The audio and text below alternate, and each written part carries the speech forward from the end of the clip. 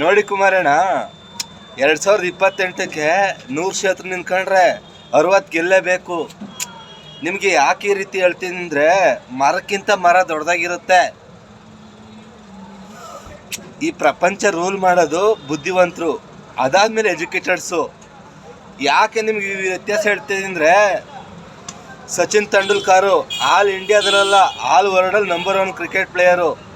ಅದಾದಮೇಲೆ ಎಜುಕೇಟೆಡ್ಸ್ ಎಲ್ಲ ಕಾಪಿ ಮಾಡಿದ್ದವ್ರನ್ನ. ಅದೇ ರೀತಿ ಬಿಲ್ ಗೇಟ್ಸು ಆಲ್ ಇಂಡಿಯಾದಲ್ಲ, ಆಲ್ ವರ್ಲ್ಡಲ್ಲಿ ನಂಬರ್ 1 ಶ್ರೀಮಂತ.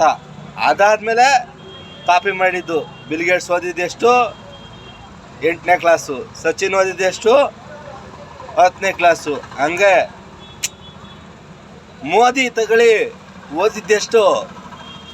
ಏನೂ ಇಲ್ಲ. ಈ ಪ್ರಪಂಚ ರೂಲ್ ಮಾಡ್ತಿರೋದು ಬುದ್ಧಿವಂತರು. ಎಜುಕೇಟೆಡ್ಸೇ ಬೇರೆ, ಬುದ್ಧಿವಂತರೇ ಬೇರೆ. ಎಜುಕೇಟೆಡ್ಸ್ ಏನು ಮಾಡ್ತಾರೆ ಅಂದರೆ, ಲಕ್ಷಗಟ್ಟಲೆ ಡೊನೇಷನ್ ಕೊಟ್ಟು degree, double degree, engineering, doctor ಏನೇನೋ ಓದ್ತಾರೆ. ಅವ್ರು ಓದಿರೋದ ಇವ್ರು ಕಾಪಿ ಮಾಡ್ಕೊಂಡು ಇವ್ರು ಸಕ್ಸಸ್ ಆಗ್ತಾರೆ ಅಷ್ಟೇ. ಪುಸ್ಕನ್ ಬದನೆಕಾಯಿ ಏನು ಅನ್ನ ಹಾಕಲ್ಲ. ನಿಮಗೆ ಯಾಕೆ ಈ ರೀತಿ ಹೇಳ್ತೀನಿ ಅಂದರೆ, ನಿಮ್ಮ ಅಪ್ಪಾಜಿ ಓದಿದ್ದೆಷ್ಟು, ನೀವು ಓದಿದ್ದೆಷ್ಟು? ಅದಕ್ಕಿಂತ ಜಾಸ್ತಿ ಓದಿದ್ದೀರಾ. ನಿಮ್ಮ ಅಪ್ಪಾಜಿ 130 ಗೆದ್ರು, CM ಆದರು, PM ಆದರು. ನಿಮ್ಮ ಕೈಗೆ 60 ಕೊಟ್ಟರು. ನೀವು 60ಇಂದ 19ಕ್ಕೆ ಬಂದ್ರಿ. ನಿಮಗಿಂತ ಚೆನ್ನಾಗಿ ನಿಮ್ಮ ಮಗ ಓದಿದ್ದಾನೆ.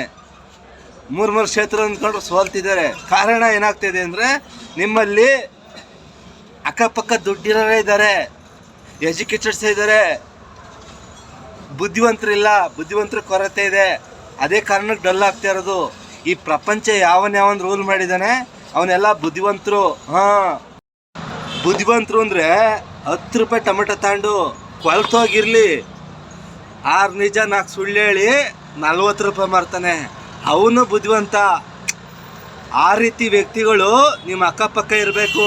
ಆವಾಗ ನೀವು ಸಕ್ಸಸ್ ಆಗ್ತೀರಾ. 100ಕ್ಕೆ 70% ಸಕ್ಸಸ್ ಆಗ್ತೀರಾ, ಇಲ್ಲ 60% ಆಗ್ತೀರಾ. ನಾನು ಅದಕ್ಕೆ ಹೇಳ್ತಾ ಇದ್ದೀನಿ, ಬುದ್ಧಿವಂತರು PR ನೇಮಕ ಮಾಡ್ಕೊಳ್ಳಿ. 2028ಕ್ಕೆ 100 ಕ್ಷೇತ್ರ ನಿಂತ್ಕೊಂಡ್ರೆ 60 ಗೆಲ್ಲೇಬೇಕು. ಈ ಕಾಂಗ್ರೆಸ್ ಅವ್ರು ನಂಬಕ್ಕಾಗಲ್ಲ, ನಮ್ಮ ಗೌಡ CM ಮಾಡಲ್ಲ.